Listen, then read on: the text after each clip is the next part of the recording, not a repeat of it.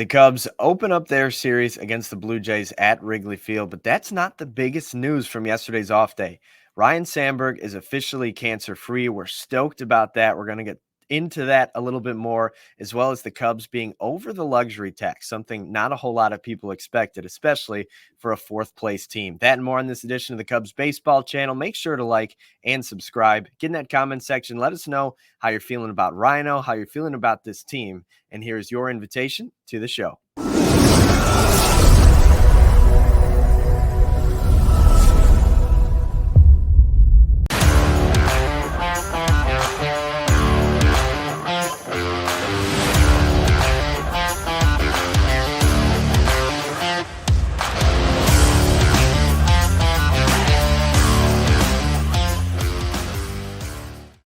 What's up, everybody? Welcome to the Cubs Baseball Channel. My name's Anthony Pasquale. He is Mick Gillespie. You can find him on Twitter at Broadcaster Mick. I am Ant_Pasquale3. A lot to get into today, but let's start with the best news imaginable.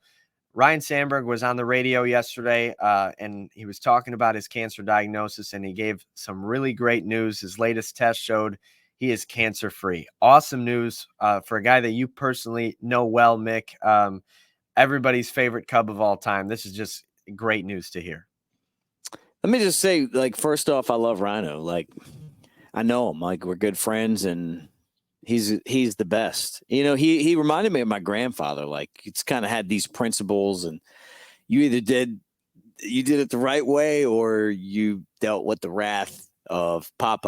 You know, and for players, it'd be Rhino. He just taught players how to do things the right way, and he's also a practical joker. He's a great guy. We got to be good friends over the course of a season, and we've been great friends ever since. I love him. And I was so worried, man, when this came out. I texted him, right back, hey, I'm going to be okay.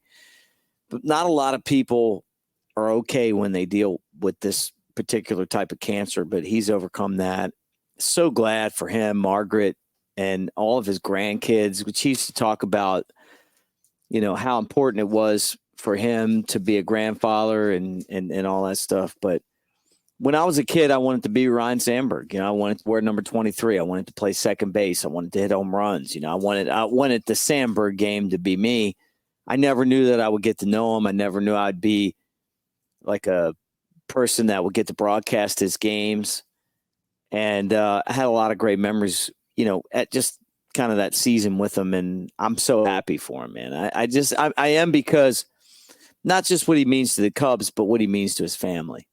Yeah, I mean, it's really great news from whatever perspective you try to look through it at. I think the fact that he got to experience, Sandberg Day and get his statue this year was obviously really cool, especially with everything he was going through. You wanted to make sure that was something that he was able to experience and enjoy. And then here you are a few months later, and he's, on the better end of the thing. And now he can go and look at that statue whenever he wants, but he's also healthy, and it couldn't be better news. So we're really stoked to hear that.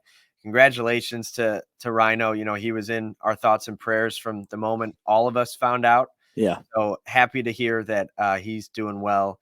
That was the one big piece that was on the radio yesterday. The other one was when Jed Hoyer was talking to 670 The Score. He said that according to the budget, the way it looks right now is that the Cubs are going to be over the luxury tax threshold for 2024. And I'm going to let you run with this, Mick, but I'm going to just offer my thoughts really quick here. I think it kind of means that something went wrong, right? If you don't, obviously teams know for the most part if they're going to go over or not. And in theory, if you're going to go over, go way over, because the penalty's the same, right? The Yankees and the Dodgers are going to get the same penalty as the Cubs, and the Cubs might be $1 million or $2 million over, and the Yankees and Dodgers might be 40, but they're going to get the same penalty because they went over that threshold. So usually teams that go over that threshold do it when they're this close to a championship and they go get Chapman at the deadline, for example, or a year like this, the Yankees went and got Jazz Chisholm, something like that. The Cubs seem to be making some cost-effective deals. Shota didn't break the bank. Bellinger didn't break the bank. And here you are in fourth place over the luxury tax. Something just doesn't seem right about that to me. It's a tough spot to be in if you're Jed Hoyer, because I think that I don't think it's an easy decision whether you're going to bring him back or not. I mean, I like Jed. This isn't like, hey, I'm personally attacking Jed. I'm just thinking, like, just as an owner of a team, I'm wondering where this organization's going. You can load all your prospects up in AAA, but when's the corner going to be turned? Went out, spent the most money ever on a manager. That didn't make a difference. I mean, you're in the same spot you were last year, right? I think that the organization's gotten a lot better in the last year as far as developing pitching. Even though they had a couple of guys that got to the big leagues, I think that you'll see that eventually they're going to develop more pitchers just because of the way that they've changed their philosophy. They're going to let like starters start. And in the minor leagues, instead of 4 innings, it might be 5, 6, 7, and I think that's going to help them get there. It's also not going to blow out your bullpen, but those guys still got to get there and succeed. But at the end of the day, it doesn't matter about that. It matters what you do in the big leagues and the success that you have. So you went over the luxury tax, and what did you get out of it? Nothing, unless it miraculously changes here in the last month or two. You got a team that didn't make the playoffs again, and you spent all this money on it. I don't think owners care. And I've known Tom since he bought the team. You guys know, I've talked about it. I like Tom a lot. I think he's a great owner. And I think that he genuinely believes in the people that he puts in positions to do a job. But I think there comes a point where you're like, when's the hay going to be in the barn? When are we going to look around and go, okay, we're ready to win a championship? So it obviously isn't this year, and you spent over the luxury tax and you didn't get anything out of it. So I think that it's another strike against Jed, and he's really going to have to make a good case to come back next year. I think it's 50-50 that he comes back. I just do. I mean, I think that it's one of those things where it's, how do you look at it if you're the ownership? Do you look at it and go, hey, we're right there? Or do you look at it and go, man, we're spending all this money and we're not getting anything out of it? And that, I don't know what the answer to that is. I talked about this yesterday. Yeah, that's kind of where my head's at. And it's like an interesting spot because I think fans a lot of times like to say, oh, the Cubs didn't do enough over the offseason. They didn't do enough at the trade deadline to add to this team. But look, they're already paying as much as you're supposed to. Like, other teams are doing more with less payroll. That doesn't mean that the Cubs aren't spending enough. It means they're not spending correctly. It means that there's a lot of flaws on a roster that costs a lot of money, and that is a strike on Jed. So I agree with you there. I think that makes it a little bit challenging to try and go get that over the top move for next year, because if you go over the tax 2 years in a row, you get a stricter penalty that second year, and then a stricter penalty that third year. So you have to get a little cost effective, which is, what the Cubs did when they dumped Darvish and all those other guys at the deadline in 21 to start this retool. And then you went out and made some moves. You got your Swanson and your Suzuki and your you re-signed Happ and Horner and all those moves.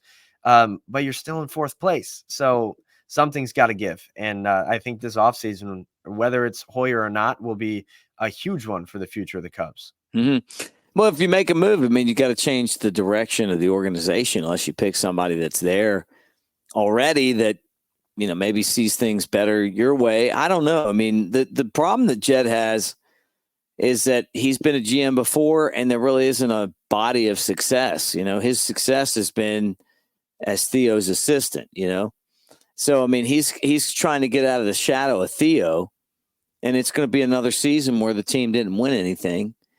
And it's how convinced is ownership that the next year is going to be better with all these guys in AAA. But when I look at the roster and I see, guys like Patrick Wisdom on the big league roster, I'm going, what are you doing? I mean, honestly, I like the guy, I like his mustache. You got a mustache. But man, you're not winning anything with him, not on this roster. I mean, maybe if he was like the 26th guy on a team and they just wanted like a power hitting switch hit, pinch hitter, not switch, but pinch hitter, maybe he can't play the field. And it's not just him, but it's just, when are you going to start looking at your organization and going, hey, we're going to give these guys a chance? And if you don't, somebody else is going to come in and do it. Yeah, I mean, I think that's exactly right. Some unfortunate news yesterday. Cole Mathis, the Cubs' second-round pick this season, announced on Instagram that he successfully underwent Tommy John surgery. So that's, I mean, just another name into the hat of guys getting Tommy John this year. Unfortunately, it's a guy that the Cubs were excited to start developing, and that's, always a tough pill to swallow. Yeah, and how about you sign this guy with your second-round pick? You think they knew he needed Tommy John? I mean, I don't think they would have drafted him if they knew that, and that's the tough part about when you draft players, like, hey, my arm's hurting, but we're going to sign him anyway. The Cubs drafted a guy named Hayden Simpson one time, first-round pick, and the guy, deflated after they got him. And everyone was like, what's going on? Like, he had mono. Oh, okay. Did he really have mono, or I mean, what was it? What's going on? And I think that it's just the tough part about drafting. When you draft, you don't know exactly what you're getting. So it's unfortunate, no doubt. Yeah, it absolutely is. Here's another thing that came out yesterday. Kind of an interesting topic. I don't know if you saw this, but MLB is apparently floating around a potential rule that all starters will have to go 6 innings in a game, or else they will be penalized. And here are the 3 ways that you could potentially get out of it, right? If you throw 100 pitches before the 6th inning, you're allowed to come out of the game. If you give up 4 earned runs or more before the 6th inning, you're allowed to come out of the game. If you're injured, you're allowed to come out of the game. But if you exit via injury, you must be placed on the IL. What do you think of this rule? Love it, because what's going on right now and I feel like a lot of this comes down to analytics and all this other stuff. Like, they're ruining the game. The whole game was that the starter comes in and the guy's trying to pitch a complete game, Like, you want the Fergie Jenkinses out there, you want the Greg Maddoxes out there. You were showing up to see these guys that were going to start. It wasn't a game of, hey, we're going to this whole style of baseball really, to me, started in the Dominican League, in the winter, where it's like, hey, we're going to pitch 4 innings and then we're going to just bring in a bunch of relievers that throw hard and we're going to get through the game and you're going to win. Baseball is trying to find a way to get back to what made baseball a great sport. Before we kind of seen it get ruined by analytics and, and all that money ball and all that stuff. It's like, look, man, the reason that you used to show up is that you would look in the newspaper and you would say, oh, man, it's a starting pitching matchup. I got to go see this. Yeah. And I feel like this gets back to that. Like, all they're doing is trying to regulate the game to get it back to what made it popular.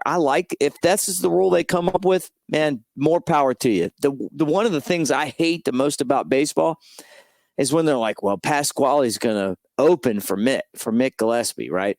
So you're going to pitch like an inning or 2, and then I'm going to come in. Man, get that out of there, man. Like, yeah, and that's something that's really came about in the last few years. I think the Rays really put it into action and made it a successful thing.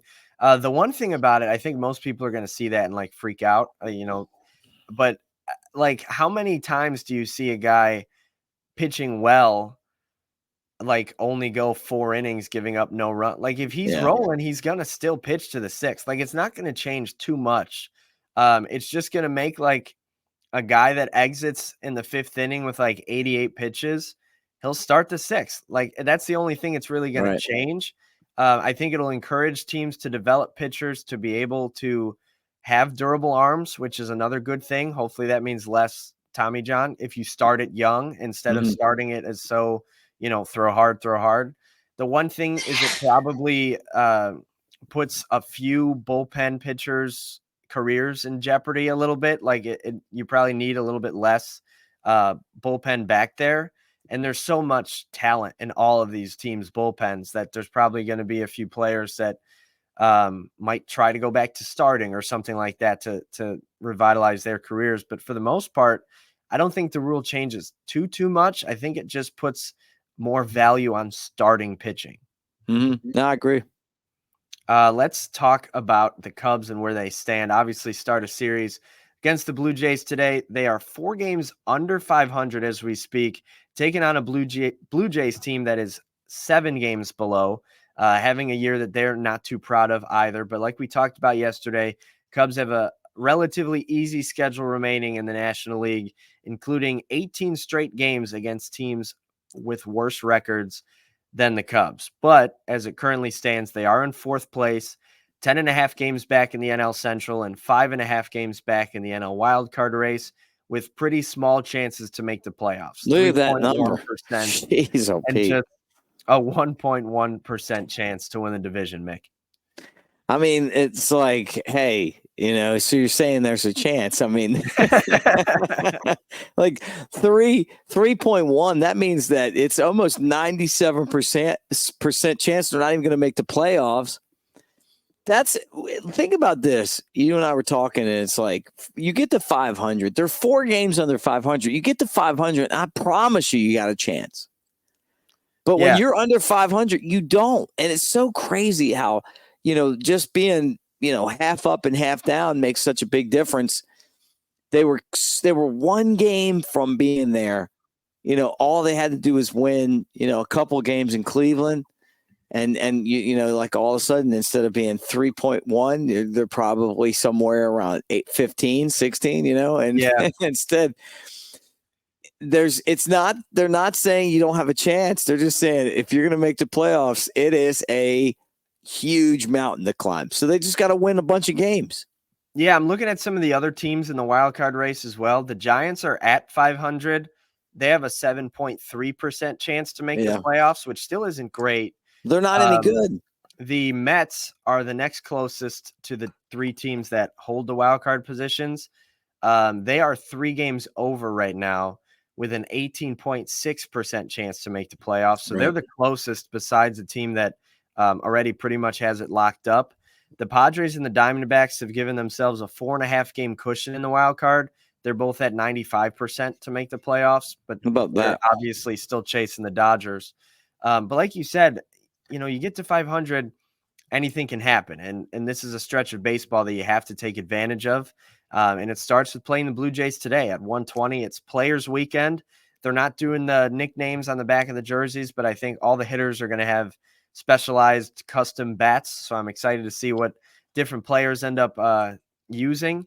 With the professor on the mound for the Cubs. He was obviously skipped in that series in Cleveland. They set him up on a nice amount of rest to take on the Blue Jays. He's 3-10 on the year with a 6.60 ERA up against Yariel Rodriguez from the Blue Jays, 1-5 on the year with a 3.60 ERA himself. What are your first thoughts on this matchup? Hendricks has been a lot better in the second half of the season. I mean, I don't think that's anything that any of you guys don't know. The Cubs got to take advantage of this matchup. I mean, like if you lose another one and then all of a sudden you're 5 games back, so you might as well just start winning some games. Yeah.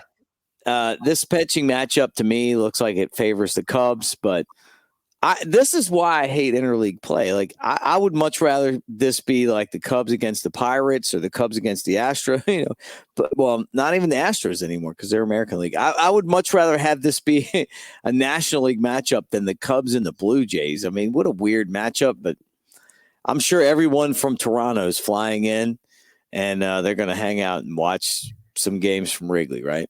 Yeah. Let me add something to that. The Cubs haven't played a National League opponent since August 4th. I mean, it's so weird, man. Like, it's just, I don't like the schedule at all. I'm just going to throw it out there. Watching the Cubs play the Twins and the Blue Jays and Cleveland, man, come on. That's just no good. So from August 5th to August 22nd, the Cubs are going to be playing 14 straight against the American League. And then mixed in there, starting today, they're going to play 18 in a row against teams below 500. So a weird portion of the schedule for sure. Like you got a lot of the hard stuff out of the way. Unfortunately or fortunately, depending on how you looked at it, most of the division is out of the way also. But this is a stretch of baseball that, even though they're not division opponents, hopefully you can start making up some ground. And that's what the Cubs are going to look to do today with Kyle Hendricks on the mound, a guy who has been reliable for them for years. Maybe not as much this year, but definitely better as of late. So we'll be looking forward to watching Hendricks on the mound today for the Cubs. 120, nothing better than that in baseball. So hopefully the Cubs can get back on track. And guys, make sure to like and subscribe, get in our comment section. Let us know how you're feeling about this team as usual. And also follow us on TikTok, Twitter, and Instagram. So hopefully we can engage with you guys on there and on those different platforms. But for now, we will talk to you soon, hopefully after a Cubs dub. Go Cubs. Go Cubs.